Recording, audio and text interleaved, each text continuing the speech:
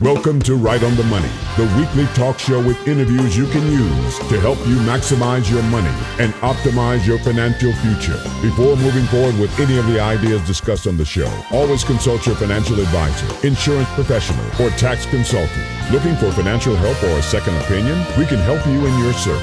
And now, your host of Right on the Money, syndicated financial columnist and money-colored commentator, Steve Savant. Well, welcome everyone to our special event on the Hispanic culture and money with popular bilingual speaker and financial consultant, Karina Gutierrez. Welcome to the show, Karina. Thank you, Steve. Thank you for having me. I tell you what, you're going to bring us into a whole new world. Most of my demographics on my show, 70% male, 30% female.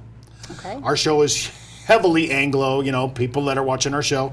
And right now, we're looking at a whole new idea. I mean, we're celebrating all this week. We're celebrating Cinco de Mayo, all the things that have brought to America from the Mexican culture. However, the thing that caught my eye is from this gal that writes and blogs, I think her last name is pronounced Gofan. She says that the Hispanic market not only is the number one minority in the United States, but it is over $1 trillion in disposable household income. I was like shocked that it was that big. Yeah. Talk to me a little bit about that. Give us an introduction to your culture and how do we think about money?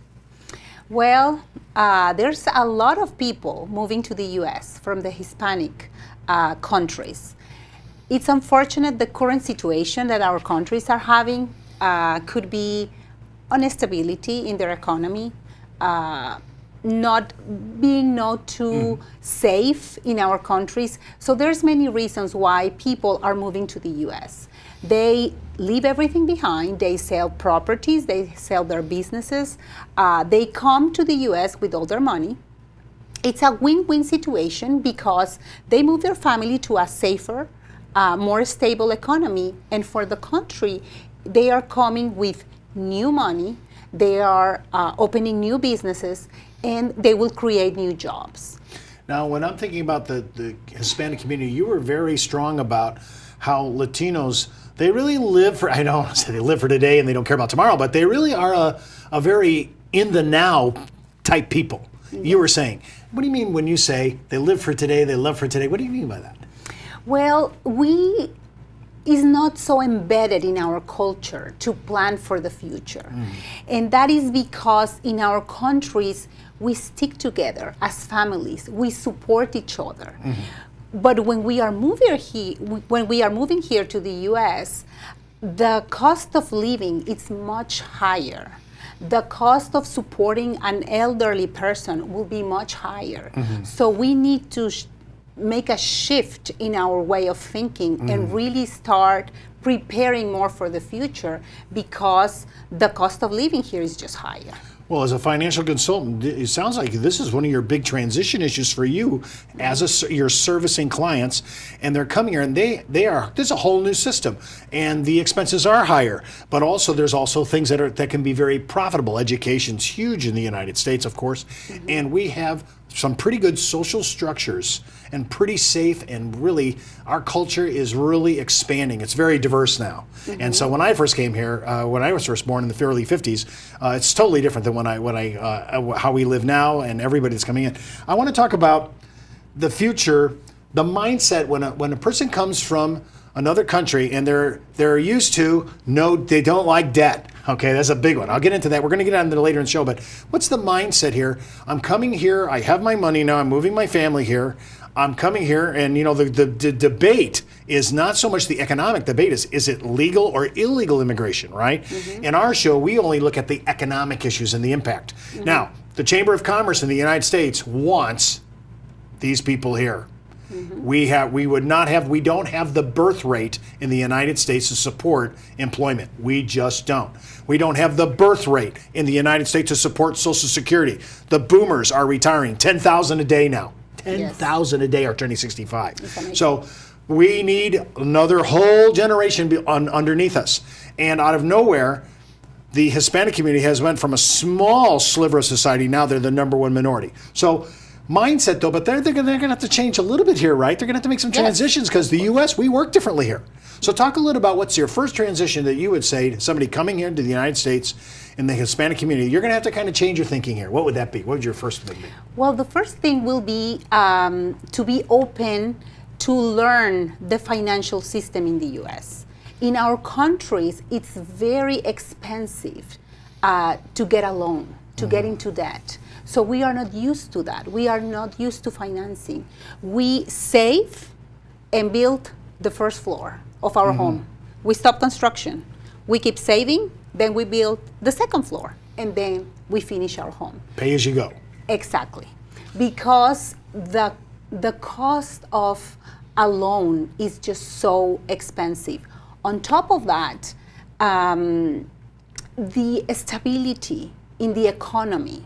Sometimes we can experience, steeper swings in our economy. So the risk of having a 15, 20, 30-year mortgage is not a risk we want to take. For the Hispanics here to start learning about the financial system, and here if we build a good credit history, we could have a very affordable loan, and we could really take advantage of that. That will allow us to purchase a home faster and to leverage also. Okay, so if I have a 4%, I mean, we're sitting hovering right around 4% for a 30-year mortgage, which is unheard of. I mean, we've been sustaining low rates in the United States for a long time. So people are coming here and they're going, wow, it's only 4%. The difference between paying principal only and principal and interest is not that different. So, and in our culture, we're allowed to take a deduction for that mortgage interest. So that's another, that actually lowers my rate down a little bit depending upon your tax bracket. So let's say most people that are coming, they're ready to say, okay, I'm okay about this now. I didn't have a mortgage back in my country, but I'm willing to adopt this because it's so low and it seems to be efficient. I can get into a home and I don't have to wait the next year or 10 years from now to keep building it out. I can actually buy it ready to go. Exactly. And I find that when I talk to clients and Hispanic families, and we take the time to educate them and show them how different the financial system works here in the U.S., they are open-minded. They are willing to change. Once they understand the concepts and they see the benefits of taking a mortgage, they'll go for it. Okay, now I know that you were talking, one of the things I read about in your articles, you were saying that a lot of people are not really long-term financial planning. They really don't see the long view. They're kind of living for today because they've been so conditioned in their former country. But now there's stability. There's long-haul thinking. I mean, think of this. In the United States today, the average woman is going to live 88.8 years. That means that half of the women will live longer than that. Is the culture for longevity in the Spanish culture, would you say? Yes, I mean, they are realizing more and more that we are living longer and longer, and that now we need to prepare accordingly for that future. They are outreaching to us. They want help because they are realizing that now this money that they save for 20, 30 or more years of hard work needs to last another 30 years in retirement. So they are changing their mindset. It's not natural, it's not something automatic, but they are gradually making the switch and realizing the need, how crucial it is financial planning for the future. I was trying to think about if I was going to change over and move to Europe, I'd have to learn a brand new language. I have to learn cultural differences. Not a lot of the children that are coming here, though, they pick it up pretty fast. They pick up the language fast. They understand the educational system. It's teaching some of this. I'm sorry to say, in our country, we're not really good about schooling our children about finances. But this is all changing now. So the first generation, the people that are actually coming here as adults, they probably have it the hardest. They do. You're right.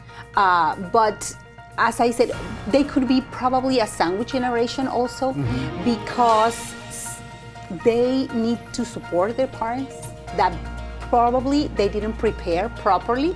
They are outliving their money, and they end up having to come to the household, and they end up sometimes also helping their children as well. Thank you, Karina, for being in our show. But before I go, remember what the good Reverend John Wesley always says: make all you can Give all you can, save all you can. I'm Steve Savant. We'll see you next week right here on Right on the Money. For more information on this week's money topics, just go to our website at www.rightonthemoneyshow.com and follow Steve's daily postings on Facebook, Twitter, and LinkedIn.